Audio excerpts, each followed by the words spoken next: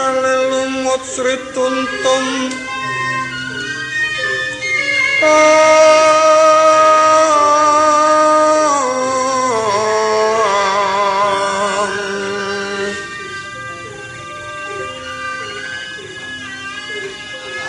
Nurmanusma kang layon sumur posukma katona kontrang kantringan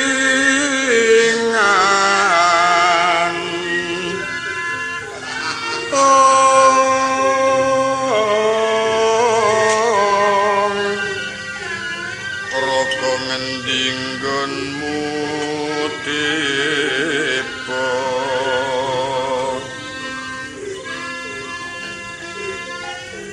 upayanana swarga kang minulya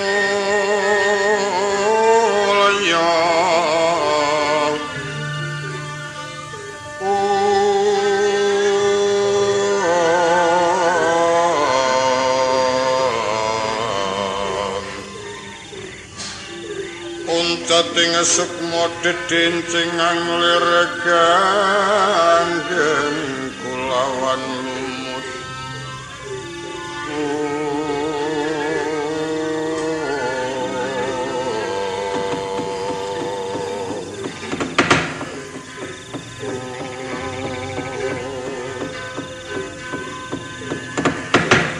kadangipun Kakang Dimas Dandami nangsipun Kakang Entenono ana ngareping lawang sila manangkep pun Kakang ora iso keri marang Dimas aduh kadangku Yai Entenono buka pengarap-arap bali penganti-anti pun Kakang tunggunen nonong pintu paswargan Yai Dimas Andokawana kula nuwun wonten paring dawuh rumangsa keronta-ronta sak oncate adikku kang bakal ninggalake marang pun Kakang sak lawas-lawase merga sangka pakar tining angkara murka tumindahing para kadang Kurawa kaya yen kaya mangkene uripku ana Mercapada kaya wis lumuh tumitah awet pun Kakang wis prastya sebaya mati sebaya mukti mangsa Buddha dawuh marang para abdi kanca pragangsa kang supaya angrukti kuwandane adiku Dandami Nangsiti Durganda sira maju mritaku gatheng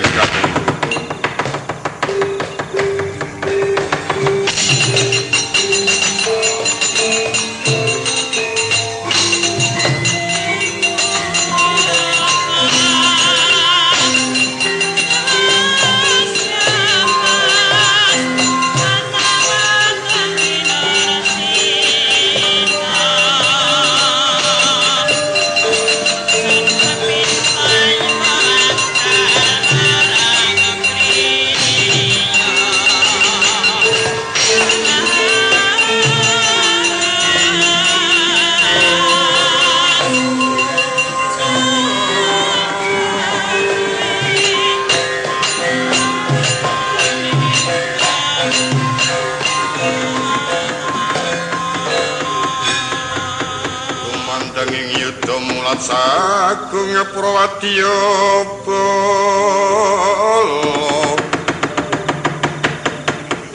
umyang aku mura swarane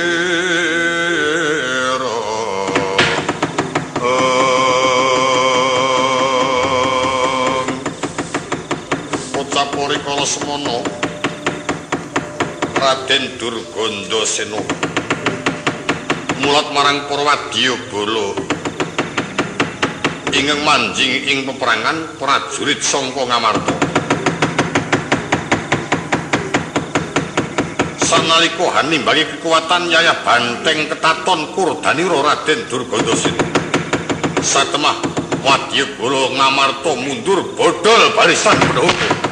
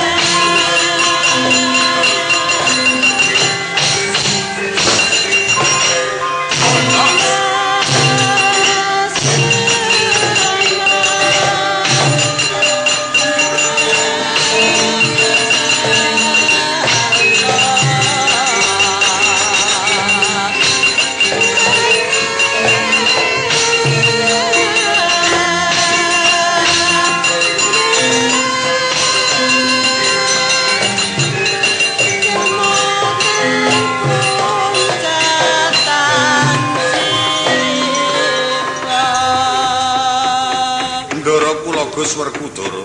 Apa Kaki Semar?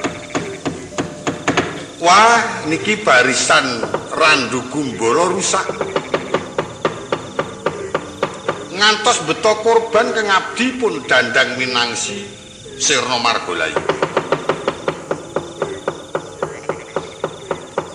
Sopo yang ngamuk monong paprangan? Cucu ngajurit negara Astina Senopati ingkang manjing peperangan ingkang Raka Durgandasena. Niki mangke nek sampean mingkang kandel mawon bisa kelakon malah ngombro-ombro. Mrentek-mrentek nganti gepuk pakuwon pundi-pundi ya Gus. Sak sedanipun ngabdi pun dandang minangsi ampun dikendelke mawon. Wah, Kakang Durgandasena tanding mawon.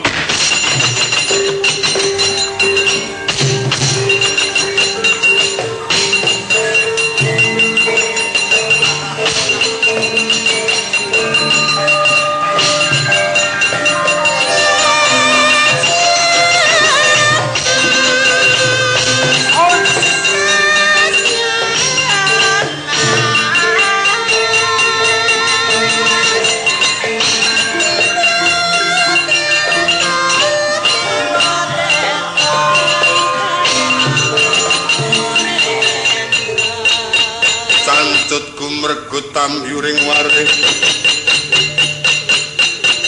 kumal pengetirta sumunduling wentes mulatri sangamburna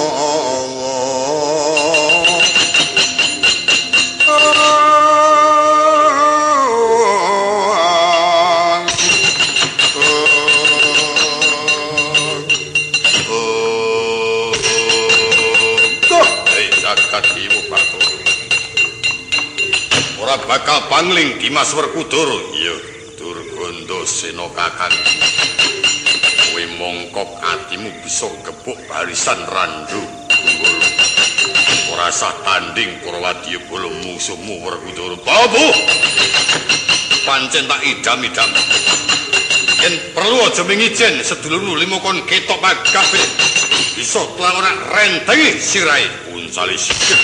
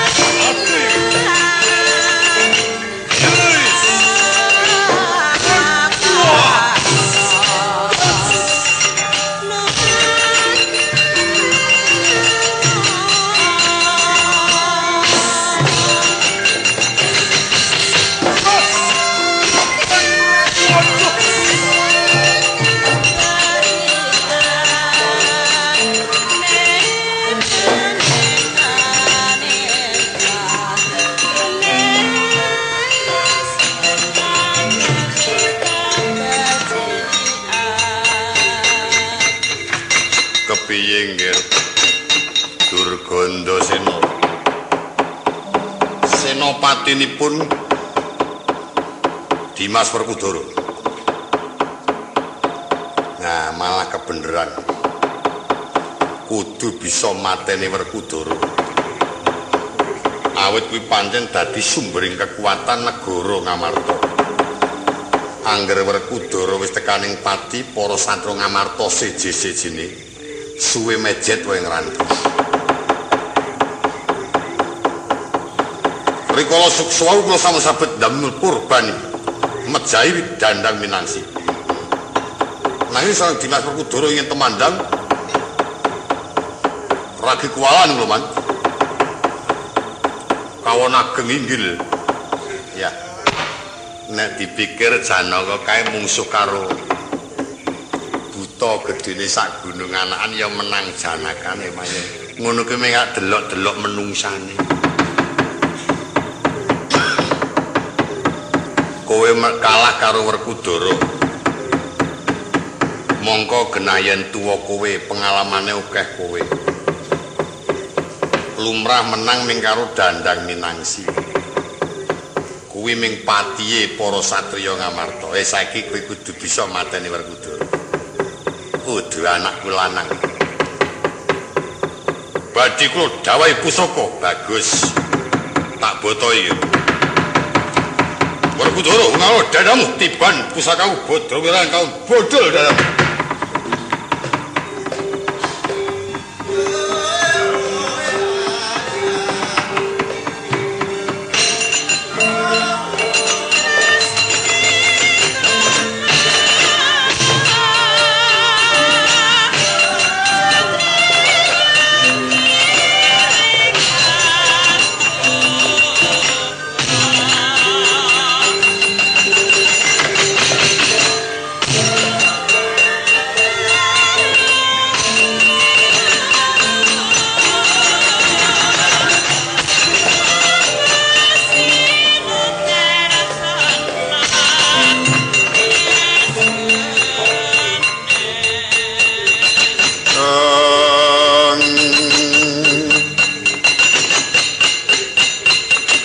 Suronggong koro ngumbul kadanira pedong gedhi Sragu meter sanget Bima nyaur punagi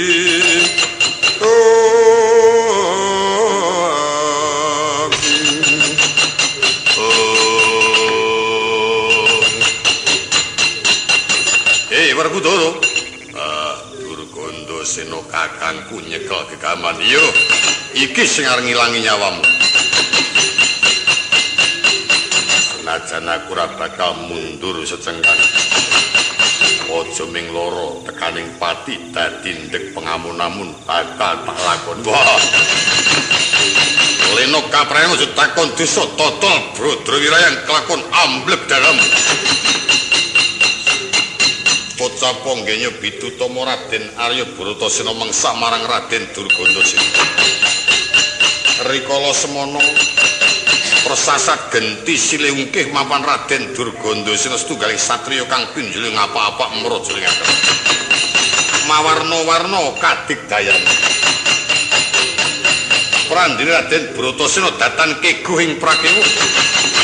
Nuyanayo Baskara Titi mangsa wis tumeka ing titi wanci. Raden Durgandasena kota kacandhak dening Raden Arya Bratasena. Kasabetaken watu kemloso, watu remuk ajur dadi swalang-walang Durgandasena sirna margalayu.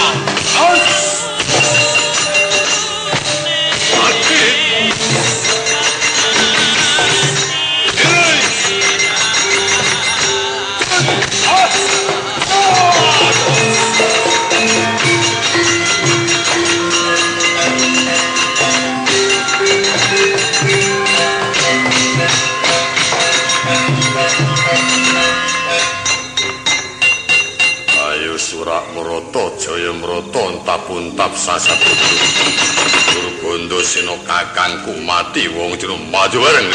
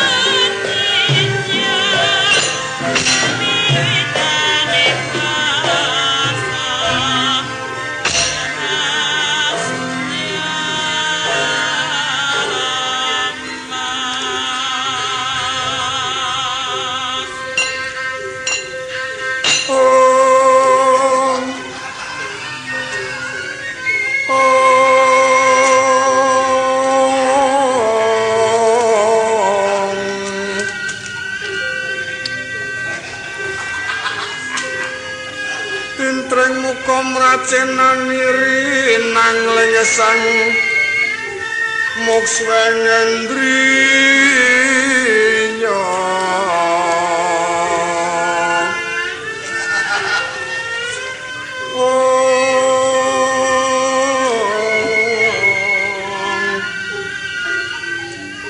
raga nglelo ngendi nggone tiba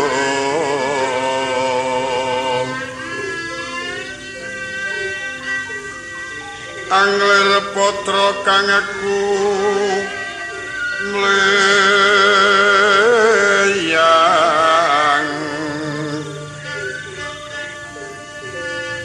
katiuping mondro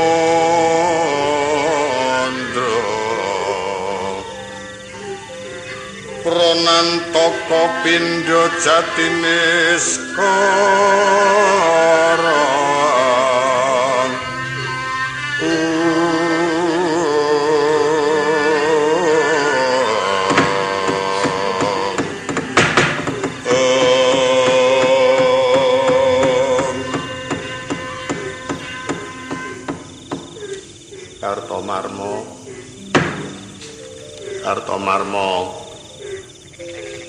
Karto wonten apa man Durgandasena mati nggih lha ora karu-karuan dos pundi man Kang Mas Durgandasena seda wonten peperangan dibanting Werkudara disabetke watu kemloso watune remuk kaya ngono kuwandane Durgandasena pating pertil padha sempal-sempal mungsuh karo Werkudara kowe maju ya nggir ndak sempal man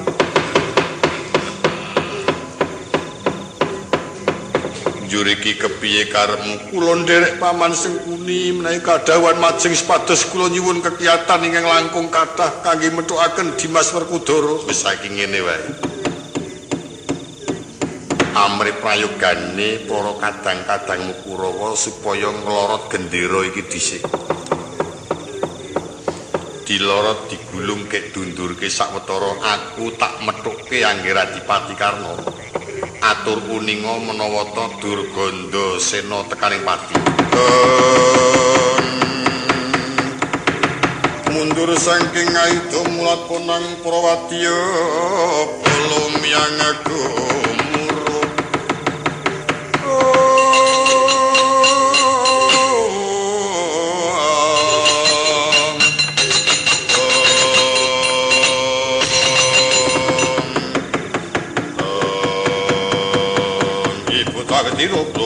mundur aja tak pothake Werkudara kamu iya kowe Werkudara tak tedha tak trima bisa gawe kurbaning Senopati Ngastina aja takon dosa yen ketemu marang Angger Adipati Karna ku tandingmu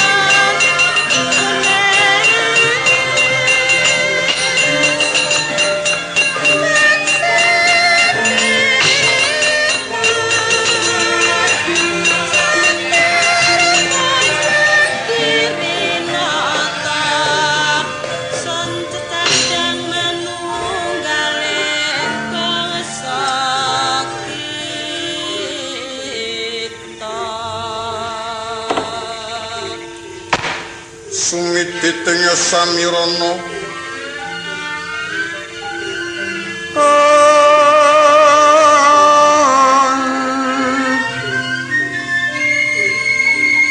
tumandu ing sarira tunggal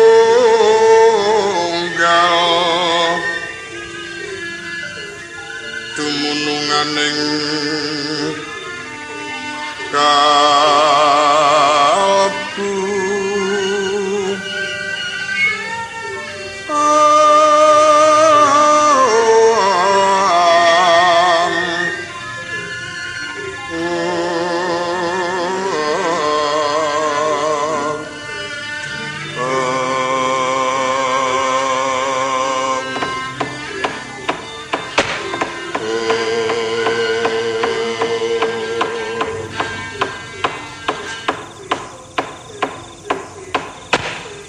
Semar, wonten apa, Den? Kakang Durganda Senopati. Wah, syukur. Panjenengan saged andamel labet nyirnaken ing Raka pun Durganda Sena. Iya. Kakak Bongkol nuwun wonten paring dawuh. Apa isih ana korban sijine Dandang Minangsi? Engedipun ingkang ngabdi kados sedaya sampun manggih tata titi tentrem. Langkung bingah raos sing manah diniup nyanipun Gusti Kula Raden Arya Bratasena. Sampun kepareng anyalirani manjing wonten ing payudan. Iya. Sak menika ngaten nggih Den, kula caosi prisa. Ingkang minangka dados sungkawaning penggalih sampun boten perlu pun penggalih. Kados dene ingkang putra Ndarawura Gatotkaca. Lajeng kulatring ngenget-enget para wayah-wayah panjenengan ingin calon bakal kabombong-bombong benjing yen wonten bejo ingkang tumandu ing para Pandhawa menika ingkang sumedya nampi para wayah-wayah panjenengan awit kabejan menika wau dereng kinantenan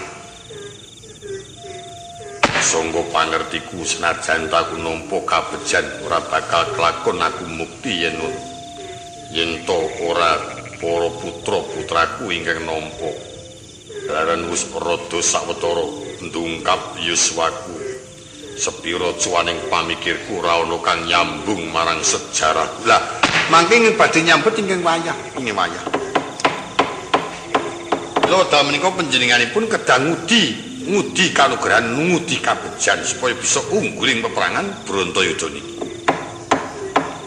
ingin sumedya kawisuda minangka nyambet ingin dados sejarahipun para Pandhawa menika kang wayah iya putranipun ingkang putra Ndara Gatotkaca Ndara Antareksa mekaten mila langkung prayogi panjenengan kuaturi sowan dhateng Randuwatangan mbok bilih menika mangke para pepunden sumedya ngresakaken panjenengan wisuda minangka dados senopati yen to panjenengan boten ketingal wonten pasuwanen mindak nimbulaken suwaning para sesepuh kanten Den.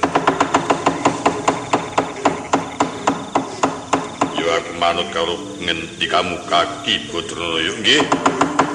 Ayo aku kandhine sawana ngresani Masopati kakekku ing Randuwatangan. Monggo. Kakak Bongkol nuwun wonten paring adhawuh. Kabeh para wadyabala enggal padha ditata sawetara mundur sangka jroning pagon iki. Lan ulatna ing rimba Kurusetra sak mangsa-mangsa Senopati ngetoni enggal keplayu sowan ana Randuwatangan niki dados dika Raden.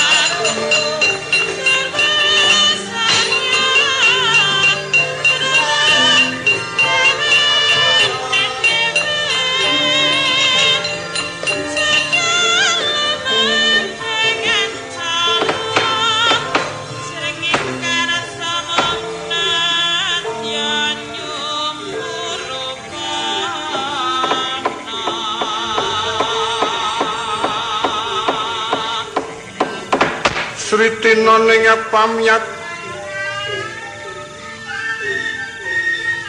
busana maneka warna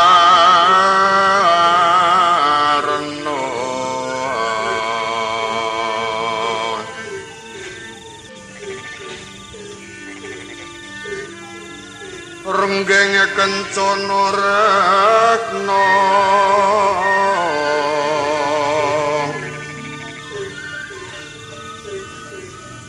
Bandera layu kumitir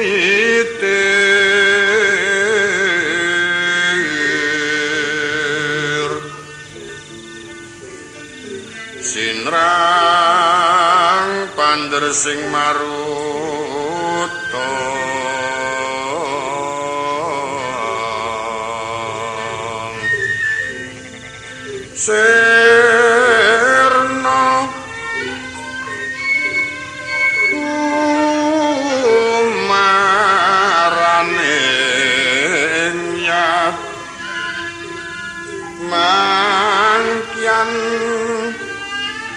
Kumlepeting dwaja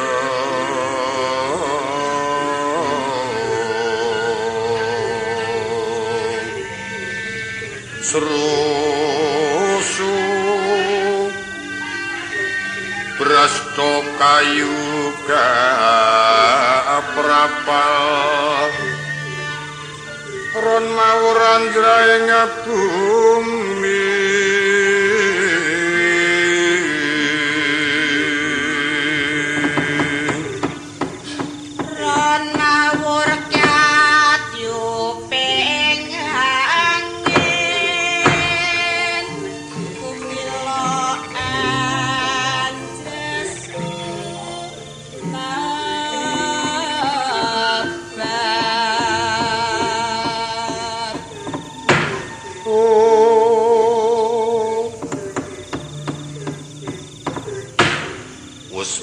peperangan ing wewengkon Randhu Gumbala dumunung ana tlenging rimba Kurusetra nganti persasat kontrang kantringan werging para wadyabala pangsempal katon pindha kaprapal pating slembreh mandura gungron lerontok rontoko rumbul pindha kapiyak swaraning para wadyabala kang nandhang tatu sesambat pating dlereng pating jlerit yaya sendaren katiuping angin rikala semana ana minangka dadi bebantring peperangan Senopati Ngastina Raden Durgandasena kang wis tumeka ing layu. Sanalika Retyanapati Harya Sengkuni Sumedya amapakaken wong agung ngawangga Prabu Basukarna. Tanpa kantha tanpa kanthi rajang tepasing wana diwasa griting ancala pasweya dadi. Minggah ukir sengkan-sengkan mal bambing kaperel mamiring geger mengger arga. Sawunya tumekeng pucang ukir saya katur wis manjing bantala mracenani yen rina gumanti ratri. Ewa dini datan kandhek Yesip Saksana tumurun ing jurang surin lusuk wana perjaten. Kang kinarya oboring lakmung kumapilidak lawan Radit pungun-pungun tiasa tindak nulis sejangkah man.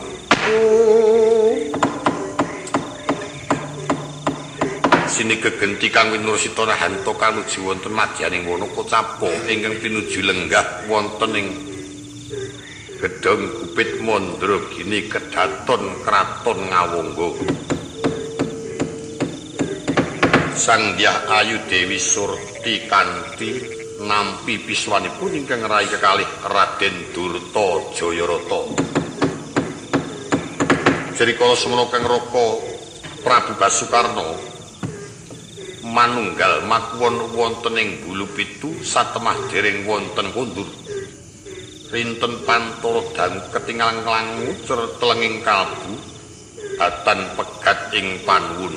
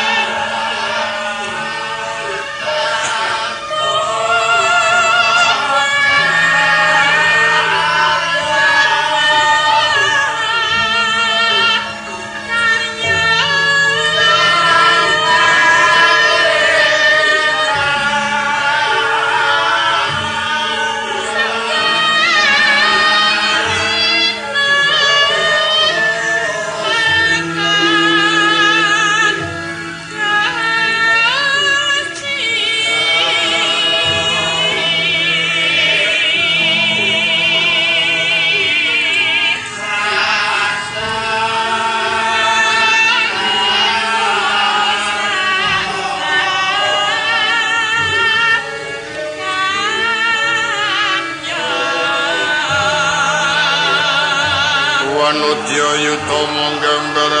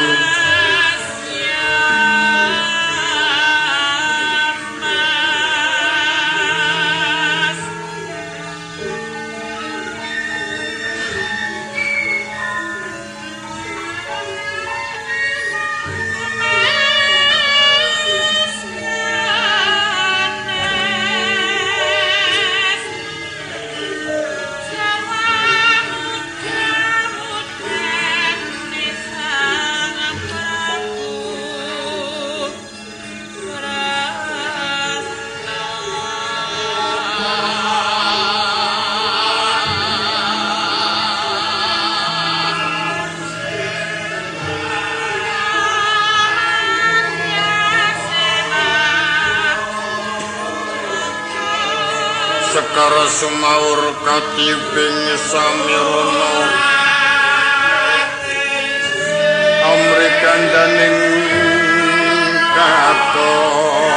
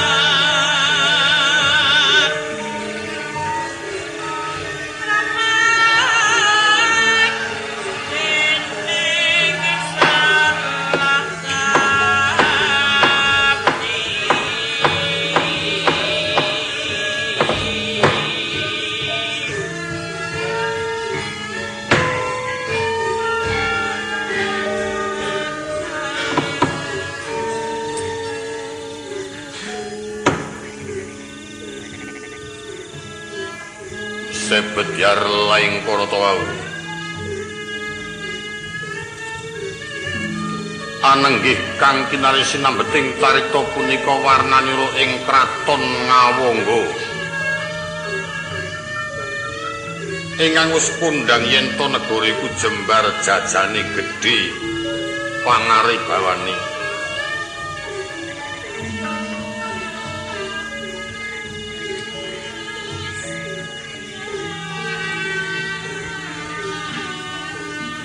akeh para ratu manca negari kang sami sungkum teluk wonten ing kraton Ngawangga tanpa krana ginebaging Pancapara. Saben kala mangsane ngaturaken pundhutaning ratu Peni raja Peni guru bakal guru dadi.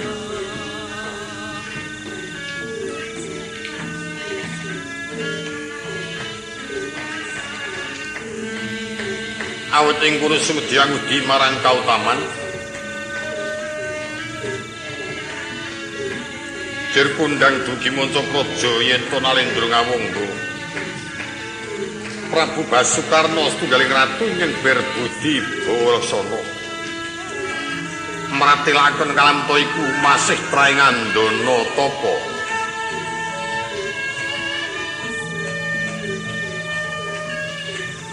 Tandhaning kraton mengkeraken pagunungan ingkang langkung ageng.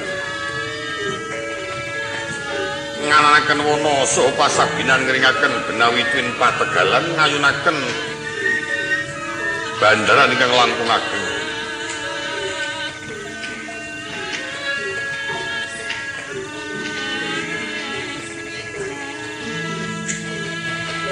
rikala semono katon sepi kawontenaning kraton Ngawungga awit ingkang sinuwun nata Ngawungga Prabu Basukarna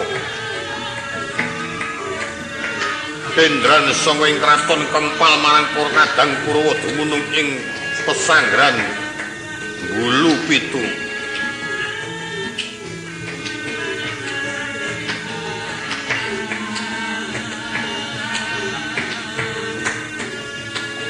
anenggih kocapa ingkang pinuju lenggah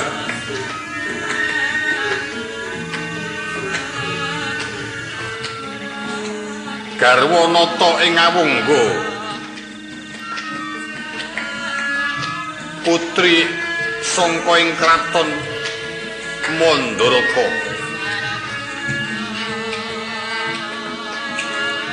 Dewi Surti Kanthi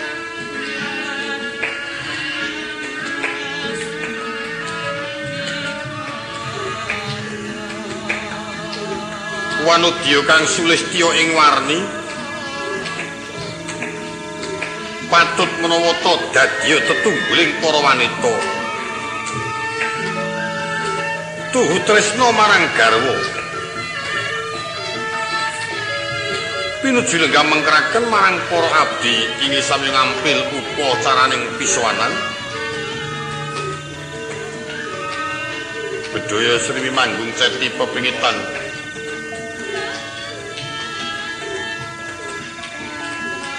kocapa kang kepareng ayun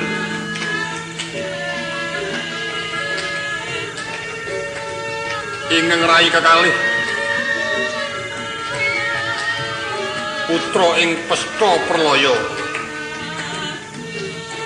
Raden Durta Raden Jayarata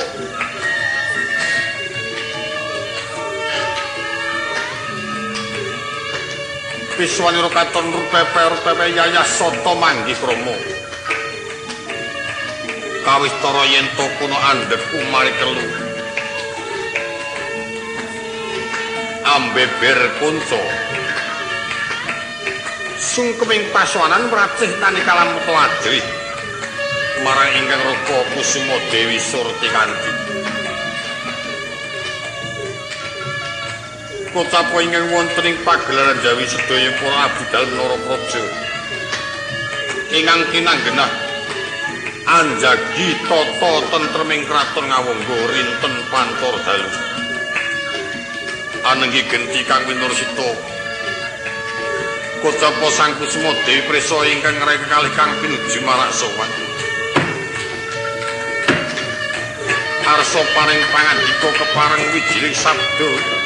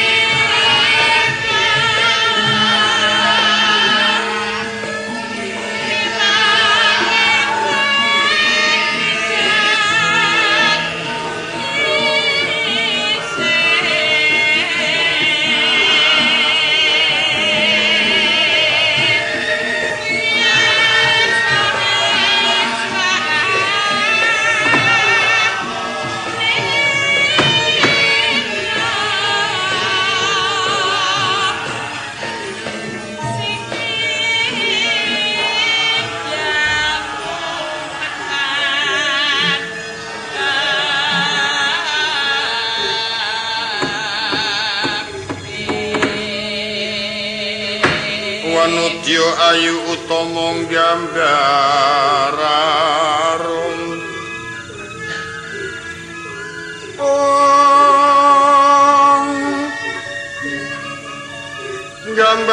mesang kusuma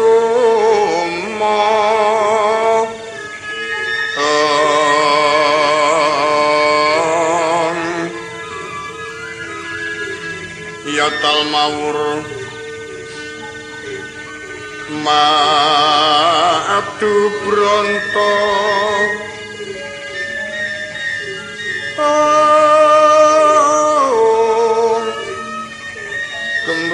gembrang yen ngandika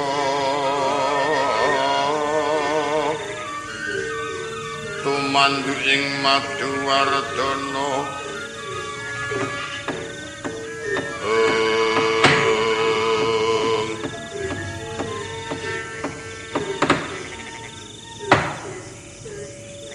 mengkoto kadangipun Kakang Dimas Durta Tuwin Jayarata. Kula nuwun wonten paring dawuh Kakang mbok miji dhateng ingkang rayi. Kula nuwun wonten paring pangendika Kakang mbok miji dhateng ingkang rayi. Wis rada sawetara suwe jeneng sira Yayi ngadhep marang pun Kakang. Aduh tak cerakake tak ora ketake. Wis ana pirang dina anggone tindak rakamu sinuwun Prabu Basukarna ya Kang Mas Suryatmaja ingkang semedya kumpul marang para kadang Kurawa manjing jroning pasanggrahan Bulu Pitu. Menawi Kakang mbok dangu dumateng ingkang rayi kirang mboten kathah langkung namung sekedhik sampun wonten saklebetipun Madya Candra mlampah menika. Madya wis ngarani tengah candra sasi yen mengkono rada sawetara suwe. Lah kok dadi ora kundur-kundur. Apa diparengake minangka dadi tindhing para senopati? Kok nganti lali marang kewajibane ora kundur ingkang mongko pengarep-arepku kaya ngenteni kambangi watu item sileming palma gabus. Kakang Mbok gandeng medal menika ing Ngastina Sawekti wala nampi ribet anglampahi peperangan ingkang langkung ageng mengsah dumateng para Pandhawa. Ampun ngantos Kakang Mbok sanget anggenipun ngajeng-ajeng kunduripun Koko Prabu Karna. Namung saking panukuning rayi mugi kepareng Kakang Mbok angagengaken panuwun pinaringana pangayuman saking keparing jawata pepunden kula Koko Prabu Karna. Ya senajan to kaya ngapa nggone manteng panuwunku sapa to kang ora ngarep-arep ing atase garwa kok nganti ninggal jengkar semono dina suwene. Boten maiben jer Kakang Mbok pancen tresna dumateng Koko Prabu Karna. Menapa kepareng ingkang rayi nungka wonten ing pesanggrahan Bulu Pitu. Mbok menawa yen Dimas banjur nututi kurang bejane malah nampa deduka. Awit sakjroning peperangan iki ora kena padha lena ing kapraitan ora kena banjur nggugu marang kersane pribadi. Jalaran kanan ingkang luwih gawat munggonku rumangsa keronta-ronta rikala tindake pamite ora bakal suwe banjur kundur kok nganti sprene saben-saben tak cawisi dedaran ora kundur rumangsa gelo pamikirku yang ngarang sing jenenge wong tresna iki kaya ngono. Kaya ngono kuwi nah sing jenenge wong tresna. Iya. Dadi ora weruh karo garwane pirang dina ngono wis kaya wis mata tekek. Mata walangan. Nek walang cilik nek tekek rak mendonong. Ya padane kaya aku ditinggal karo bapakmu. Masku ki angger tindak ora pamit aku dhewe mangkel. Ki angger-angger tak cawisi jangan bening sing ngombe ming tikus. gorengke tempe sing mangan anake arak njontong to. Ora ana dinak-nakke wis. Ning dina iki pancen dhewe wis rada rumangsa kuthuk ya ngarane. Angger entah nyambut gawe ya kondur, angger kondur terus medhun skopit telaling-telaling. Dhuwure ora jamak kuwi bapakmu. Iya. Ngono weling karo aku dadine. Upama ta kondur sak mangsa-mangsa aku isuk kudu kon dandan. Metokake ngono. Ayo kuwi sing jenenge wong tresna temenanan. Iya. Ayo kalingan dak jaman sing pacaran. Mingenane paduro anake. Ninjo tak penggak ya aja kaya ngono kuwi Pak, ngono. Dituthuk gelas ya anake arek ya mesake to. Wong anggere muring kok kaya ngono. Nek anggere nesu ngono mangan teh akeh wah iya. Nah aku sing jenenge bojoku tak kejemi. Oke ora kena pisah sarik ngopi iso nyambut gawe kudu jejer. Arep piye-piye kudu aku weruh nyipati. Aku nyambut gawe dhek lan ada lirak-lirik aku. Ana para gawe jegluke cagak temenan. Ora peduli, aku nek muring wis tekad-tekadan. Pikir arek sugeng tak tendang. Apabila wengi mung tasah ngupaya trung. Trung bisa. Kowe iki waton muni wae mbok kowe iki sing rada sabar to mbok Nesri ora. Wong bebojoan iki amrih guyupe ngono lho dadi senajan bojomu lunga ya kudu kowe sing lila. Lila ya dengkulmu mlecet kuwi. Sakang lunga adus lenga wangi. Ora gelem ngetutke aku nyambut gawe gembosake pite.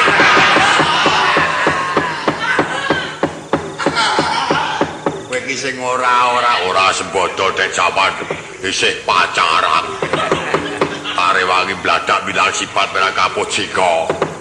Aku sing arepe biyen perjurit. Iya.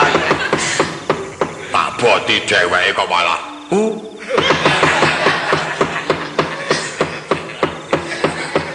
Secok nglipur kaya adine sing bewok engkae. Angger aku nesu secok nglipur aku lak tonyo. Gelang sarang pameran demanggo untu emas.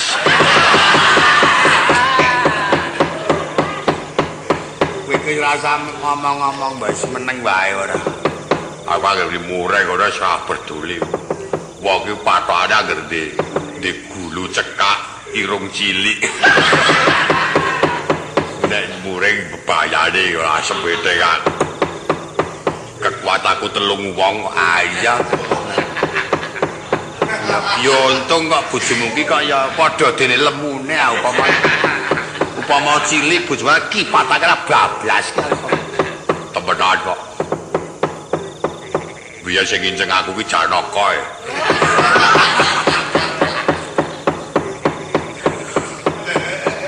Mongko busuk. Sing nginceng klem iki Janaka lho. Aku nglabu dheweke karo sembete kan takon dosa. Kowe tak rewangi lara apa tak tombokke pite. Oh iya iya. Saiki rada kepenak adira ora tau rewel lha wingi aku kok nyurung karo ya. Nyunggi tas karo nyurung motor. Ilakane.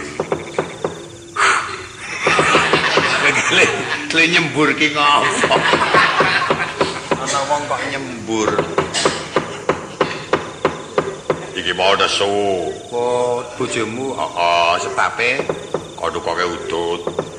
Ngerti to nek urung dinaik dhuwit aku yen ngoyak wae ora apa sesuk. Sesuk. Ah iya. Kowe tak tukoke ngathok dawa barang gawe dolan Subada. Bapak lan tukoke ketupe.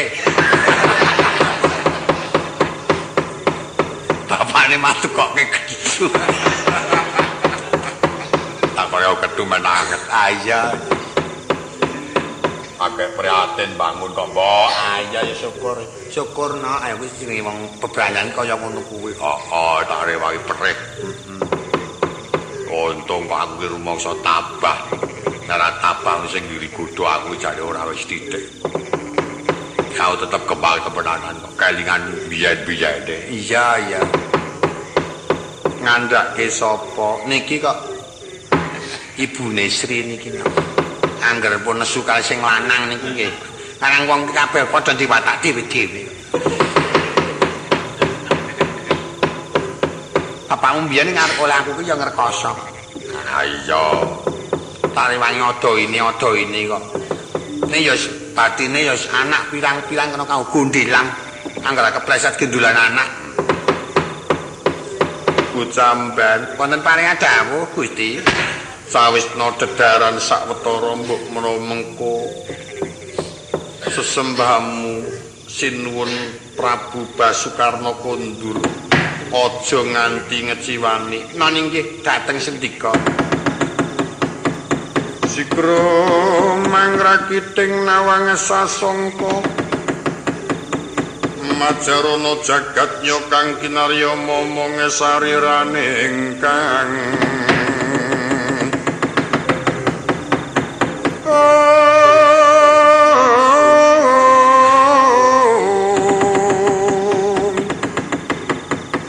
mangestining bawana tunggal angudya jroning wangsit